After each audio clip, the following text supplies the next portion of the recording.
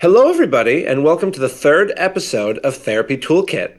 My name is Ryan Wilson, and I'm a second year college student majoring in software engineering. In my mental wellness journey, I've learned a lot about cognitive behavioral therapy. I want to give those tools that I've had to learn myself to others, because no one should have to do that alone.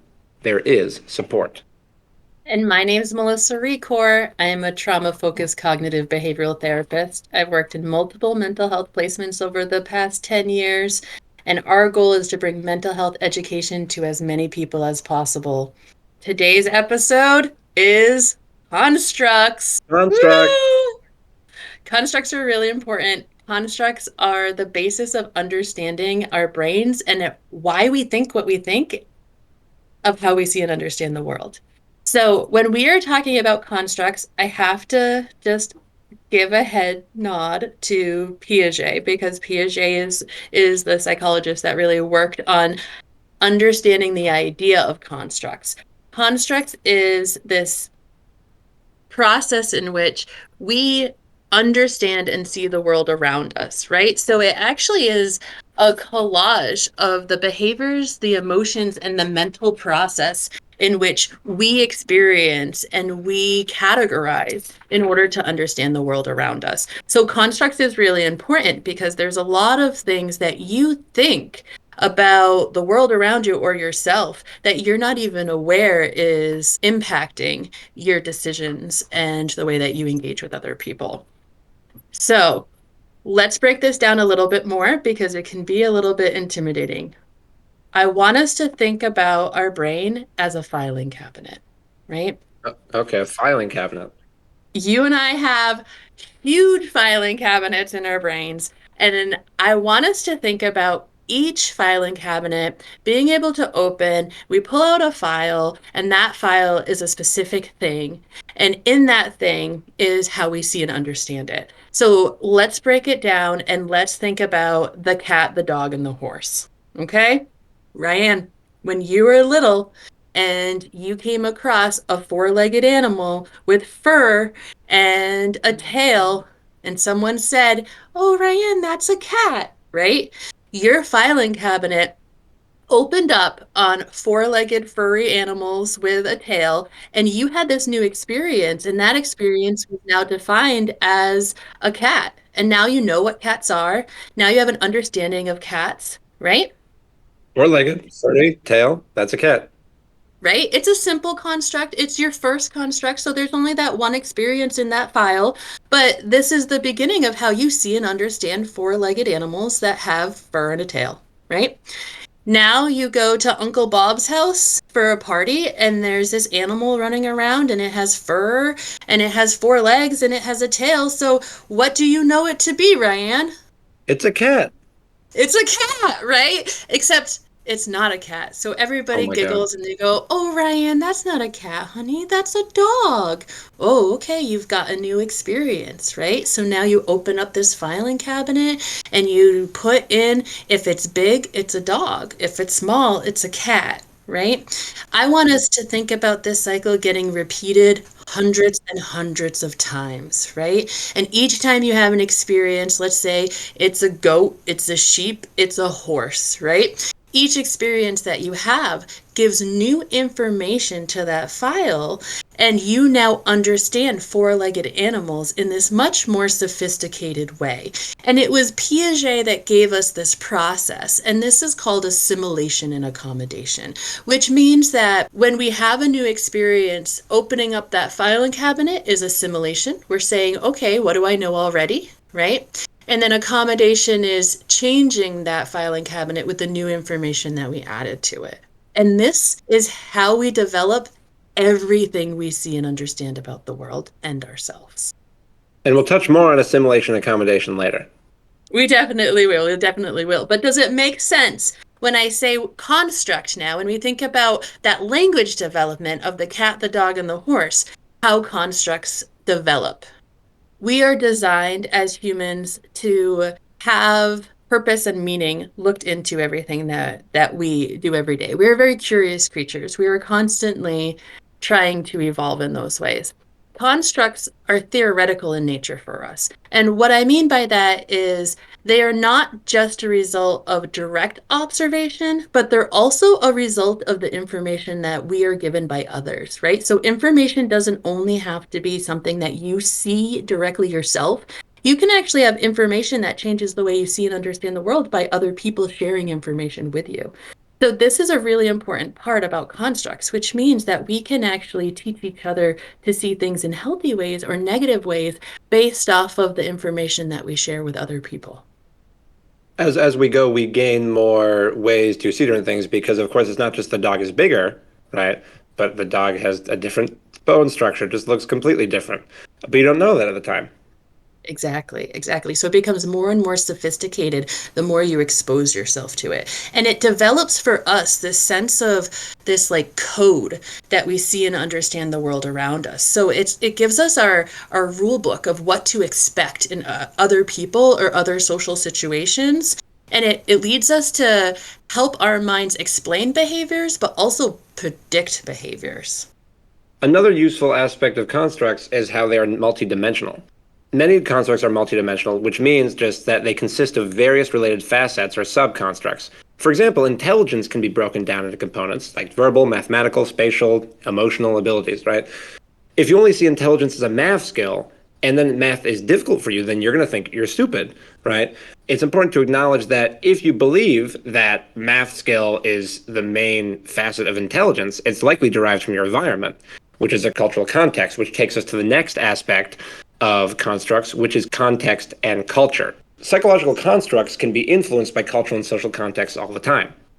I think this is a really important part for us to stop and pause and reflect upon because this is a big part of our show is getting out information and making sure that there is an equality among knowledge, right? And I think when it comes to constructs and understanding the way we see and understand the world, it's really important that we look at some of the influences of culture and the way that it can guide people to have negative constructs of themselves, right? So, for example, let's look at self esteem, right? Self esteem is really about how effective I feel like I am as a human being, right? How productive I am. Am I a good enough person? Am I nice enough? Am I kind enough? All of these different pieces are very much influenced by my experiences growing up and the labels that other people are giving and sharing with me, and which one of those I am then putting a value on and saying, yes, this is a descriptor of me, and this is something that I see as a fact of myself, right? So it's a little bit dangerous because when it comes to constructs, we can see them very much as facts because we feel as though they are a core part of us because they're a core part of how we see and understand the world. But what happens when we see negative things about ourselves and we identify ourselves as being bad or not being good enough? That is going to touch how we see everything around us, right? And that's where we start seeing the impact of low self-esteem on our construct of self, on our core self. We see ourselves as not good enough, which means we're not good enough at waiting in line at Dunkin' Donuts. We're not good enough at being a friend. We're not good enough at finishing our math homework. We're not good enough at anything because in our core self, we believe that that is a fact. So that is how we see every part of our behavior. This can especially become dangerous for minorities because of how cultures often oppress minorities and say that they're not good enough, or they make rules for how minorities can be. Basically, when you enter into a culture, they have this set list of constructs that you need to have in order to identify with the culture. And if you're a minority in that, it's going to be really impactful for you. For example, one's culture not being open to success, right? Like identifying negative traits and giving specific cultures these labels and stereotypes, which reinforce your construct of worth. For example, with women, women are often told they're not good at math, right? Especially like the way parents often raise kids, they will tell the boy, "Oh, you're so smart, you're so good at math," and they'll tell the girl, "Oh, well, you put a lot of effort into the math," right? And girls are often taught that they're not good at math because they're smart; they're good at math because they tried really hard. And society makes these avenues for how minorities are allowed to be. Women are allowed to be teachers and these things, and men are allowed to be this. And it forces you into seeing things in certain ways, which deprives you of your freedom. And another example is black men being criminals, right? Which impacts both white people and black people. It means that white people oftentimes can only see black people as someone dangerous, and then impacts white people's ability to form relationships with black people, and then impacts black people because they're getting shot and arrested and killed because they're seen automatically as dangerous and criminals. When you give a group, you're giving a group no resources to meet their needs, but you're labeling them as inept, which happens with minorities all the time, not teaching black kids enough and not teaching these minorities enough and then calling them stupid and dumb. It's a useful way to oppress somebody. And then one of the more dangerous things is that you can end up accidentally seeing yourself in this way. Like if you're an immigrant from a different country and that country speaks a pidgin language, you might be forced into this construct by Britain or any of these great colonizers, where then you see your language as broken, which is the construct they force on you. And that impacts how you see yourself. Yeah, and your worth and your value, right? The most important piece for us to understand is in order for these constructs to develop, we have to think that they have value and we have to decide to put them in our folders, right? In our filing cabinets. And when we talk about some of the lack of resources and then the labeling that those individuals obtain from not doing something they don't have access to, we can see how just that process of interaction is not going to lead to someone feeling good about themselves, right? It's not going to lead to them feeling as though they are able to meet their needs and achieve goals. If you are giving someone that kinds of feedback and they are then saying that those are facts and those are true, then that is how we end up with a lot of these kind of self-defeating constructs of I'm going to end up in jail because everyone else ended up in jail. My job as a woman is to give my husband children. Like all of these kinds of things that we see as core important parts of ourselves are things that we decided were important. And the big question that I have is, are they? Are these useful for you? The most freeing thing about constructs for me is that I can acknowledge, oh, this is a belief I'm operating by, but I don't need to be. And now that we've laid the full foundation of explanation for constructs, now we can get into the real useful ways you can apply this to your life. Assimilation and accommodation, Mel, as you talked about earlier, I would say are one of the most important ways you are going to be able to apply this to your life. With assimilation, as comparing the information you're seeing to your constructs, the main thing it makes me think of is like Rene Descartes' example of your barrel of apples, which is the idea that your brain is this barrel full of apples, which are the beliefs. And if you want to better see the world and have more useful ways of interacting with the world, you need to take out each apple or belief and examine it to see, is this a good apple or a rotten apple? It's difficult to question yourself because we often just operate on what we believe and what we know. But oftentimes those things can be wrong. And then once you acknowledge that something you predicted did not go well, or maybe even the fact acknowledging this thing I predict and act on is harming me, then you need to be able to change your constructs and behaviors. A lot of times, our constructs we believe are derived from truth and reality when in fact they are based in trauma and causes harm. This applies to most people I know. If you're traumatized a lot from home and relationships, you might start to think you don't have any worth. And then because of that construct you have, I don't have any worth, you will then act on that, which gets you into worse relationships. For me, as someone who grew up in an all white rural colonial farm town, I was the other all the time. I got really good at talking to white people, but now I struggle with this construct where I other myself from black people and trans people, which stops me from forming these relationships because I find them intimidating because of my construct that I'm not allowed to do this because I was not trained for it and they're an other, which is a dangerous construct. Yeah, definitely. So when you're thinking about yourself and how you see yourself in engaging with one group of individuals or another, you feel that there's a group that you have had the guidebook provided for you, and then there's groups that you feel as though you haven't been exposed to those guidebooks, and that's what makes you feel vulnerable, and that's what gives you the urge to possibly avoid going into that, right? I would say avoiding engaging with people of a Black culture because you don't have as much exposure to it would be the exact opposite of what we would want you to do, right? We would Exactly. actually want you to expose yourself as much as possible so we can take that filing cabinet in your brain of social interactions and make it more sustainably even between the experiences of engaging with one cultural group or another.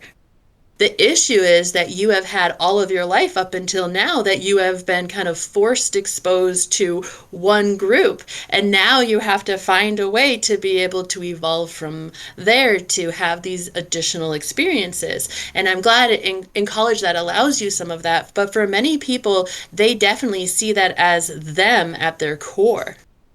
And then they don't seek to learn about more. And that whole idea of settling and seeing it as yourself and seeing that as a core piece that has no movement and is rigid is really going to fall down a lot of bad mental health roads in the future, right? Yeah. And that I think is a big piece of what we want people to understand about constructs. Most people I know have experienced this once in their life, where either you are in a manipulative relationship or your friend is in a manipulative relationship. And then you're telling your friend, block them, right? Break up with them, get out of this, right? And they'll say, I know, but they don't do anything about it. Or maybe you're the one where people are telling this to you. The issue is in this situation, we have this construct often of, oh, well, this is just how it's been, and this is how it will be, and this is what a good relationship is, and this is what I need, right? Even if it's not true. But we feel trapped in these constructs. We can use a construct to allow us to better interpret and master the world, or we can use a construct to trap ourselves. And when you're in that manipulative relationship, you are using your construct to trap yourself. The most useful way to get out of this is asking yourself why. Anytime you're going through the motions or doing anything, ask yourself, why am I doing this? And then with this idea of constructs, you can think, oh, I'm in this manipulative relationship and I'm staying in it because I believe that I'm not worthy of love from anyone else, or because I believe that I will always be abandoned. And then once you understand that construct, you can go, oh, well, I don't need to keep doing this. Your constructs are just different systems you have in your brain, they're just different rule sets. You don't need to act on these rule sets. You can make up different rule sets. The most freeing part of constructs for me is acknowledging that I can then stop othering myself from Black people because now I understand that I'm doing it. I can delete this file, this rule that I have, and change it. Just like you can get out of a manipulative relationship anytime, often, even though your friends are telling you to do it and you don't do it, right? But once you understand that that construct is stopping you, you have the power to get rid of it. This is the third time that we have talked about the five whys. So I want to highlight for everybody that the five whys is so important to ask yourself in these situations. But if you ask yourself, why is this bothering me? And you continue doing that 5 times to each of your answers, it's actually designed to bring you to the core construct impacting the situation, right? So tool to use in the moment if you find yourself stuck and you're wondering, why is this bothering me so much? What is it about this situation that is making me feel like I have to behave in this way, right? That's a moment to pause and dive in and figure out what is the motivator, and is it something that you want to feed or is it something you want to starve? If you don't pause to find out what the core construct is, you might accidentally be feeding a monster. The point of constructs is to use them to your gain. Ask yourself, is this thing I'm doing useful? Nothing you believe, you have to keep believing. Question these on if they are useful to you, because you often deserve better. The final most important way to use constructs is understanding others. In order to fully communicate and understand someone else, you need to understand their constructs. An example I have this is I had a friend who has ADHD, and they were comforting me with my mental health struggles I was dealing with panic attacks and other things. And they told me, you are so strong for not letting this control you. For me, my panic attacks don't stop me from doing anything besides not hyperventilating sometimes. But this person, their ADHD controls them sometimes in that it stops them from doing their work. It stops them from going to ask for help. And so for them, their construct is that they are controlled by their mental health and that they then value the ability to have control of yourself. So they were applying their construct to me, even though that construct does not apply to me. They were not understanding my values and what I struggle with fully. Exactly, exactly. And that is one way that if you do not understand that other people see and understand the world in a different way than you, it's a natural opportunity for a point of miscommunication, right? I don't want to call it conflict because I don't think any of this is happening in a malicious way, but I do think that we are not having the opportunity to harmonize our constructs and grow from each other when we do not understand that everybody does not see the world in the same way that we do.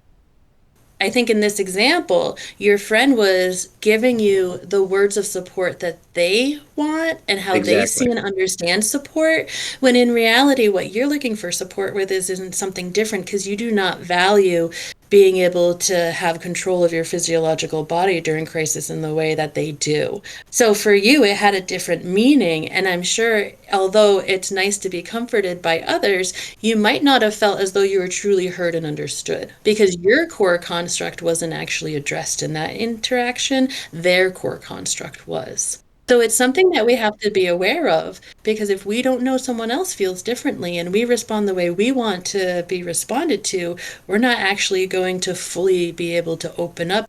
And I completely appreciate everything he said, but I appreciate his care. But I acknowledge that if you don't know somebody's constructs and what they value, you can often end up applying your own constructs to them unless you don't really make them feel heard. Oftentimes, if I'm talking to someone, I'm thinking about why is this person saying these things and what does this reveal about their constructs? Because once I understand their constructs, I can better understand them and better provide comfort. One of the most important things I've learned this year about people is how when we comfort others, we are often comforting others in the way we would want to be comforted. It is much more difficult to comfort someone in the true way that they would want because we can often operate only on what we know, what we want. Once you can get to that point where you know what someone else wants, you can really connect with them on a different level.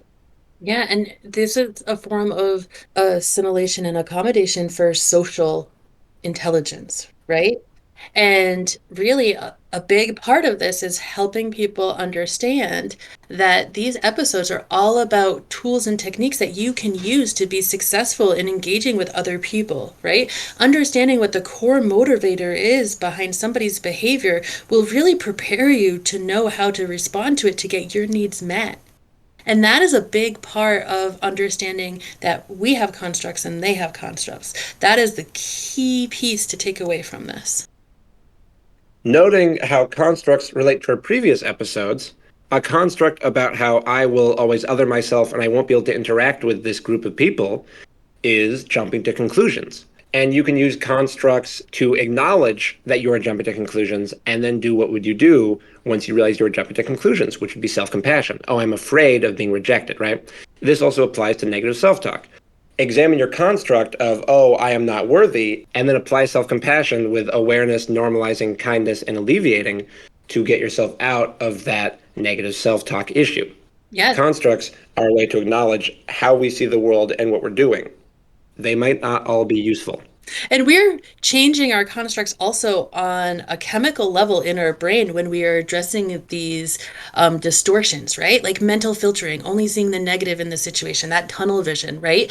Our brain is actually giving energy to our amygdala to make us focused on the problem, right? And it's shutting off our frontal cortex and some of that advanced language and things like that. When we are aware that our construct puts us into that and we can get ourselves out of that, that's level like 200 evolution kind of stuff, right? This is what we want to understand is that it's not all just magically happening. We have the power to actually change the chemical relationship in our brains and stop it from doing things that are harmful to us. Constructs are amazing once we understand them. There is so much power we gain when we understand how we can manipulate our own thoughts. What homework can we give people for this episode, Mel? I think that people should slow down and think about what are my core constructs? What are the core things that are important to me about how I see and understand the world? Integrity for me, a huge construct that decide how I act and when I act, right? That's a huge core part of me. What are the core parts of you? Are they healthy? Or are they things that you would like to evolve to healthiness? That's what I would like people to think about. The thing I would add onto that for people is acknowledge once you know your constructs, think about not just is this real because I've had it for a long time, but is this useful? Does this benefit me? Just because you've had something for a long time does not mean it is useful. Pick things which are useful for you, and you're allowed to make a new construct anytime to make it more useful. I love that. Constructs are not prison cells, they should be open doors. Full disclosure, everybody. I am a therapist. I am not your personal therapist. I do not know everything. I will do my best to provide helpful information to all of you. However, this is not a replacement for a therapist. And if you're experiencing mental health distress, please be kind to yourself and seek the professional counseling supports that you need. Until next time, I'm Ryanne. I'm Mel. Sparkle on.